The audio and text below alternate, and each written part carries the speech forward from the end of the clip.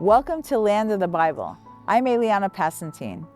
We are about to embark on a journey through time and to learn and to feel the story of Chanukah, the modern day story and the story of our past.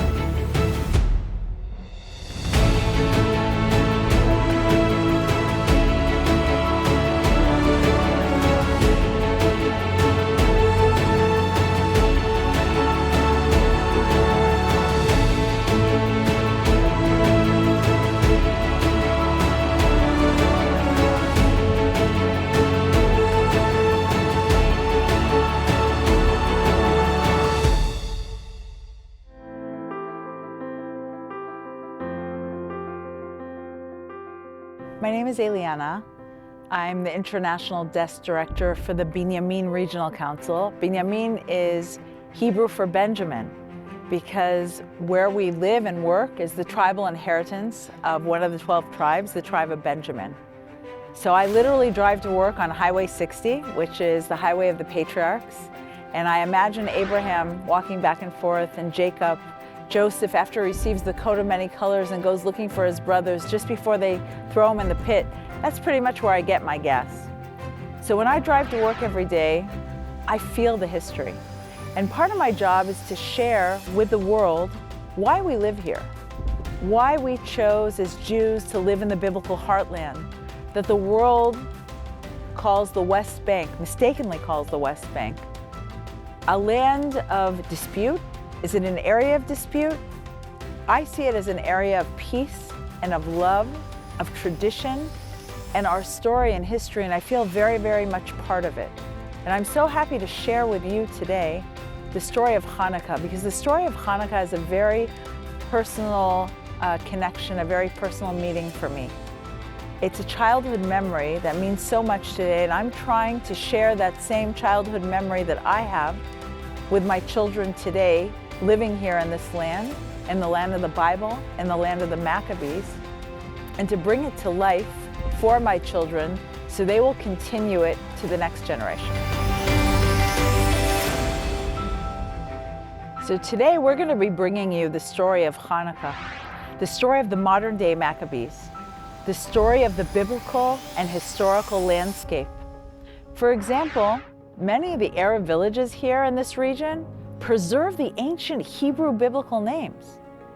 We know where to find the origin to our story. We can see it everywhere. It's fascinating driving through these hills and looking at the beautiful landscape and opening the history books and looking and saying, wow, this is where Judah the Maccabee fought. And when you stand here looking at the stones and the caves and the bushes, and you imagine him hiding out in the bush and hiding out in the cave, it really brings the story to life. And when we light those candles, when we light the menorah, I light with olive oil, but I drive through the olive trees and I stop at the olive press, I can really imagine what it was like living here during those times. And I want to bring this story through my eyes, the way I see it driving to work, living here, to you.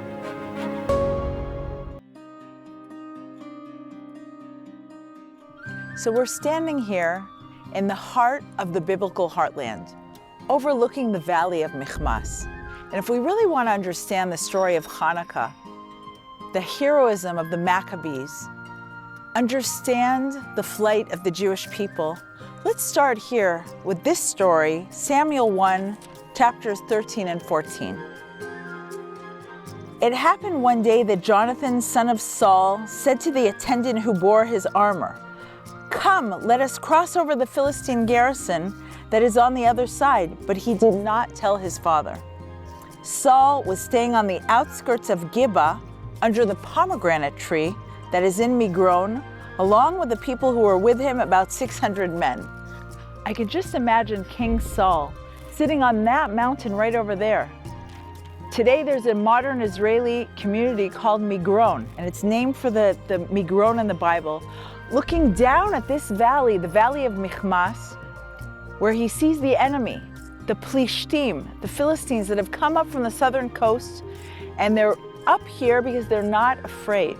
They're not afraid of the children of Israel. They are not afraid of King Saul.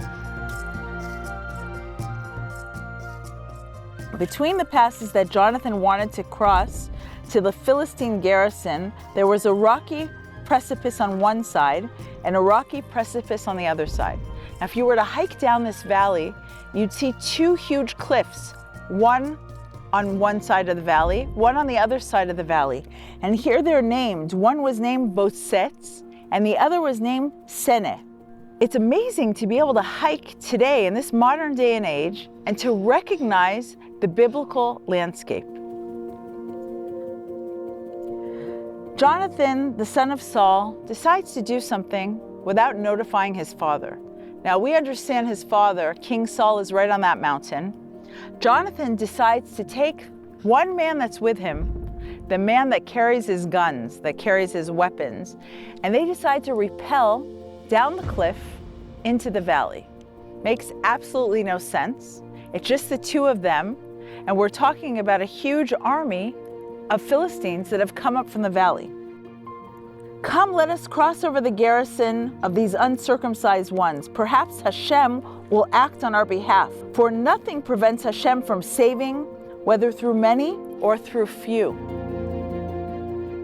His arm bearer said to him, do whatever is in your heart. Choose your direction. I am with you as you desire. Jonathan said, behold, say this to us, halt until we reach you. We will stay where we are and not go up to them. But if they say, come up to us, then we will go up, for Hashem will have delivered them into our hand, and that will be our sign. So on one hand, Jonathan has total faith in God. Just two men fighting a whole army. No iPhones, can't call his father and say, I'm going to need you for backup. Just total belief in God. But he doesn't go blindly. He was waiting for a sign. And what happens is when they start rappelling down, they see that the Philistines are looking down at them. They see just two men, two Hebrews coming out of their holes. Now again, if you hike into this valley, you'll see the beautiful caves. And they're regarded to Jonathan and his arm bearer as mice or rats coming out of their holes. But what they do is they start killing 20 men. Then a great terror took hold in the camp on the field among the people. The raiding party of the garrison too were terrified. The very ground trembled and a God-inspired terror took hold. Now, King Saul is up on the mountain. He's looking down at the valley and he sees the entire army of his enemy, of the Philistines, of the Plishtim, fleeing with great confusion and commotion. He takes his 600 men, they come down and finish them off. But the story doesn't end here. In World War I, the British are fighting the Turks. Right here, the British are moving up north. They're trying to conquer Israel. The Turks have been here for 400 years. And in this valley, the Michmas Valley, the Valley of Michmas, just like it's mentioned here in the Bible, the Turks are situated. The British commander, the night before the attack, says Michmas. And there's an Arab village here called Jabba, Gibba. This reminds me of something. Bring me my Bible. At the light of the candle, the British commander is looking at the verses, reading chapters 13 and 14 in Samuel 1, and he decides the night before the planned attack to change the battle tactics. Instead of sending a huge battalion of soldiers to fight the Turks, he sends one small platoon to surprise them at night. But before that, he sends trackers. The trackers go hiking in this valley. They recognize both cliffs, and they say, this is it, Sene and Botzitz. This is the valley of Michmas mentioned here in the Bible. He sends a small platoon of soldiers. The Turks are surprised in the middle of the night. They're positive that they're surrounded by all of General Allenby's army, and they start fleeing with great confusion and commotion. Thus, the British win the Battle of Michmas using the battle tactics of Saul and Jonathan.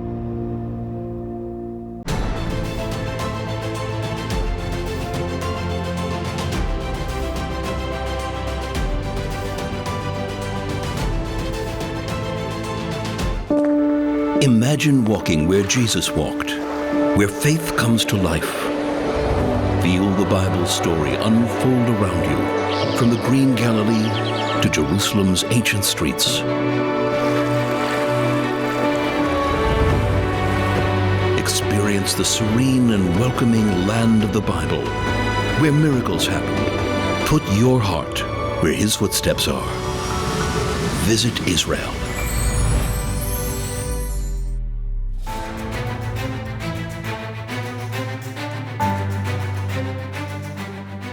I want to share something with you. As a child growing up in California, I just wanted to blend in with everyone. I didn't like the name Eliana. I preferred Kelly or Samantha, just something very American. Everyone celebrated Christmas, so I said to my parents, let's just get the tree and the gifts, and it's so much more exciting than Chanukah. One day when I was 9 years old, my parents sat me down and they said, Eliana, you have a very special name. It means my God answered. One day we're going to move to Israel, and your name is in Hebrew, and that's where we come from, and that's where we're going to. And we light the menorah. One day when you grow up, we are sure you'll understand and appreciate it. And they were so right. When my husband and I, after 10 years of living in a trailer on different hilltops, when it was time to build our permanent home, and I'm looking at the landscape, I'm looking at the history, and I'm studying for my master's degree in archaeology and land of Israel studies at Bar Ilan, I said, wait a minute, right across from where our living room is going to be is Maale Levana. Maale Levana is the first battle of the Maccabees against the Greeks. Now let's go back in time to the time where you have Maccabees. We think of these as heroes. It's a handful of men fighting the impossible, fighting the Greek army with their heavy armor. They're walking in flanks. They're riding elephants.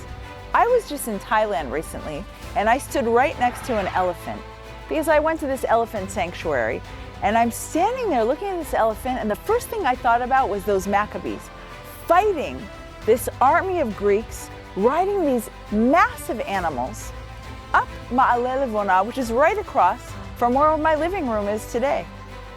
And I think about Judah the Maccabee and his heroism. I think he's either totally crazy or he fully believes in God, and in the fact that God has blessed us and we have to keep the Torah. We have to keep the Torah alive and not to give in to this enemy that does not want us to keep our religion and to hold on to our values. So what he does is, Judah with his handful of Maccabees plans a surprise attack against Apollonius the Greek. Apollonius the Greek commander with his flanks of soldiers, slowly climbing the ascent of Livona. Maale Levana is the Livona ascent. He surprise attacks him, kills Apollonius the Greek commander, takes that sword. Judah the Maccabee takes the sword of Apollonius and he fights the next 8 battles using that sword, saying, in Hebrew we say, Mi leHashem elai, who that believes in God, follow me, come with me. They fight 8 battles. After the 4th is when they purify the temple. They find that little can of olive oil that lasts for 8 days. And that's why we light the menorah 8 nights to remember that miracle. But it's not only that miracle. When you think about it, when you drive through these roads today and you see these mountains, you think, where did they get, how did they become such heroes? They had total belief in God. He wins that first battle of Maale Levana, continues to fight the next 8, and I'll share the 8th and final battle with you. The 8th and final battle is Judah the Maccabee has fought many battles. He's lost a lot of men. People are getting tired. And he realizes that this is going to be a big battle against Bakhidas. They look down in the valley. Imagine standing on this mountain, looking down in the valley, 22,000 Greek soldiers. When he begins his speech, he has 1,500 soldiers left with him. By the time he turns around and says, everybody follow, he's left with 800 soldiers. For 24 hours, 800 soldiers are chasing 22,000. Just as Judah the Maccabee is about to kill Bakhidas, the Greek commander, The Greeks come from the back. They killed Judah the Maccabee on Mount Hazor. This is where he loses his life, but his spirit lives on. And I want to share with you how we've incorporated as a family this story into our Hanukkah celebrations. When I realized that the story of Hanukkah is right out our living room window, we built a huge window in the living room. On one side of the couch, you can see Maale Levana. On the other side of the couch, you can see Mount Hazor. On the first night of Hanukkah, we dress the kids up as Maccabees and Greeks, and we have elephant ears. We have 8 children, 1 for each night. And we have grandchildren who have started to come on Hanukkah and dress up. And my children and grandchildren would never ask me to celebrate any other holiday or to take any other custom, because their story, their history comes right into their living room through their windows. When I think about it, heroism is not only about being Judah the Maccabee and fighting that massive Greek army. It's not Jonathan who rappels down into the enemy's war zone and fights them just with one man. Heroism is every day. It's getting out of bed in the morning. It's being a better person. It's, in my life, joining the IDF, and maybe I'll have a desk job, or maybe I'll be out there with the soldiers fighting in Gaza. But there's heroism in our everyday life, and we just have to seize the opportunity. But I think the heroism and the story of the Maccabees is not just about Hanukkah. It's about the way we choose to live our lives. It's the good against the bad. It's the light against the dark. We should be looking for the good every day, not just once a year.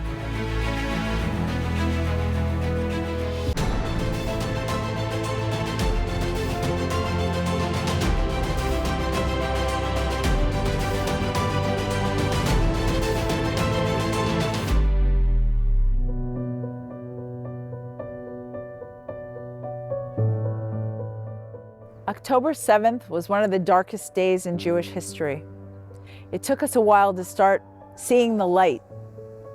I live in a town called Eli, named for Eli the high priest, and right next to my town is Shiloh, or Shiloh, the place of Hannah's prayer, the birthplace of prayer, the place of the tabernacle for 369 years, Israel's first capital city.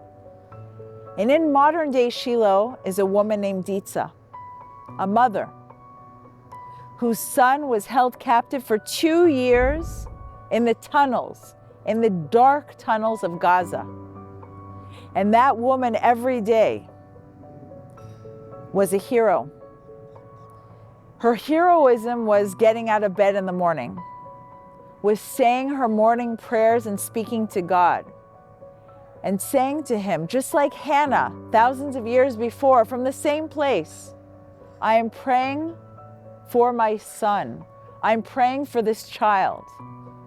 This is my boy. This is my son. Please bring him home to me. And even though it looked like there's no chance in the world that Avinatan or Ditza's son is still alive, every morning she shared with me, instead of facing Jerusalem, as Jews, we face Jerusalem to pray. She faced Gaza, and she spoke to her son. She said, Avinatan, it's Ima, it's mother, I'm here. I'm praying for you, I'm speaking to you, I'm sending you light. In that deep, terrible darkness, I, your mother, I'm sending you love, and I'm sending you light. And every time we'd meet people, she'd describe what he looks like. She'd say, please, please pray for my son. He's 6 foot tall, and he's a wonderful person with a great sense of humor. And people would look at her with pity, thinking, her son's not alive. But she believed against all odds. Instead of falling into that deep darkness, she saw the light. She believed in God. And for 2 years, she did not give up. She imagined him alive. She imagined him breathing. She sent him oxygen into those dark, deep tunnels. I must share that even though I prayed with her in Shiloh, and I traveled the world with her, at one point, I started thinking, Is he really alive? Can he survive this terrible evil down in those dungeons? Is it okay to keep praying? Now I must share, if we're talking about darkness and light, these last 2 years we've had a lot of darkness and it was hard to look at the light. Just in my town we lost 10 soldiers. When I say 10 soldiers, it's my best friend's son and another close friend's husband. And what we do, because not everyone is able to attend the funerals, we stand with Israeli flags, and the bus with the family drives by very, very slowly, and the whole yeshuv, our whole town, stands there, and we stand there in sorrow with this family. But the day Avinatan Or came home to Shiloh, we stood proudly, holding our Israeli flags, not believing that he's alive. And he looked out the window, very, very pale, with a very pale and white hand, who had not seen light for 2 years. And we had ready for him in our town, in the town of Shiloh, a big yellow door. And it said, Avinatan, this is the path of light.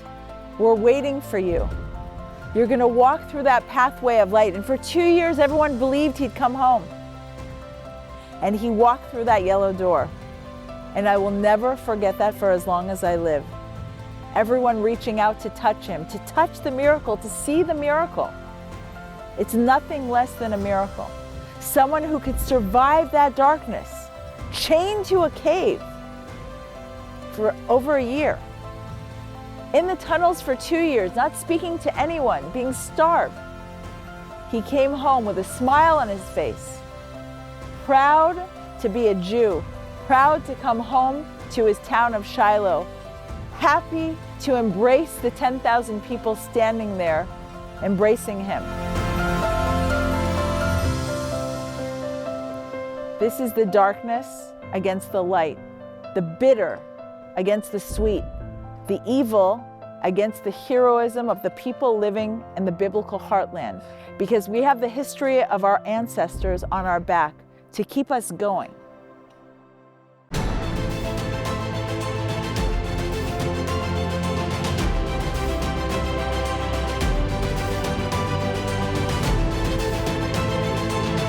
I will bless those who bless you, God promised Abraham. Embrace this covenant by connecting with the people of Israel. From Jerusalem's stones to Galilee's shores, experience living faith through their traditions and hospitality. Your journey is more than visiting biblical sites. It's about hearts that welcome your friendship. Your presence matters. Discover Israel.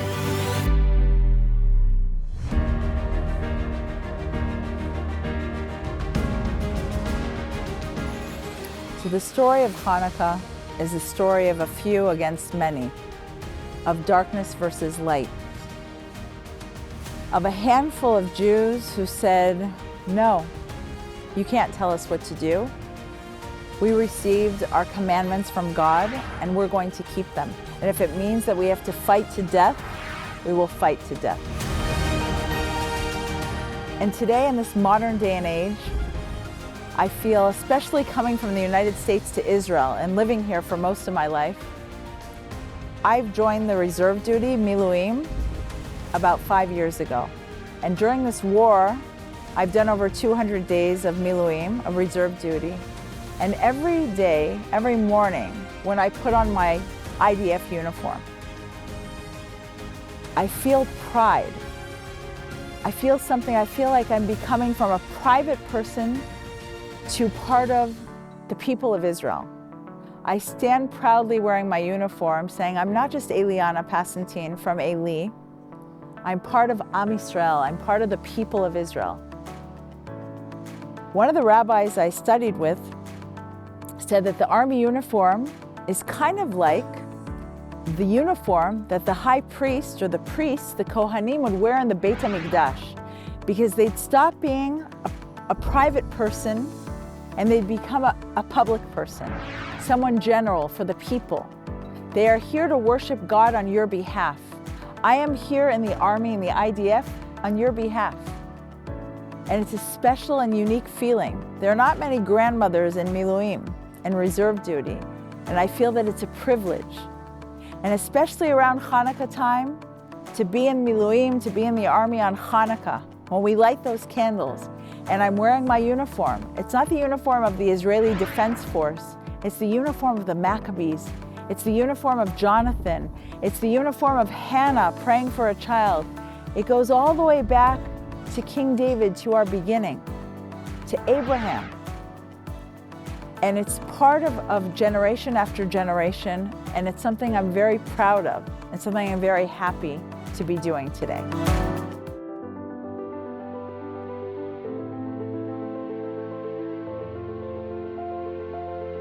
Coming up on Land of the Bible, we're going to visit the holy city of Sfat.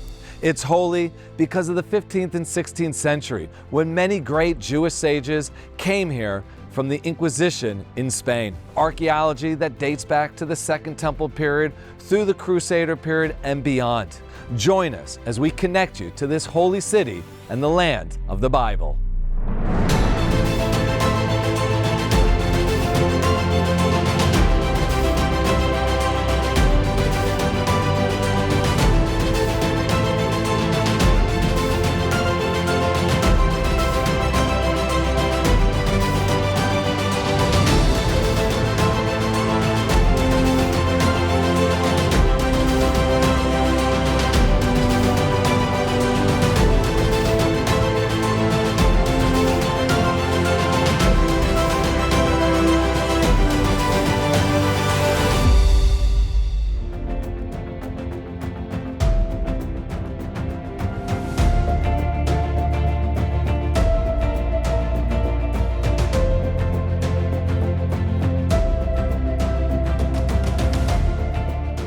Thank you for watching.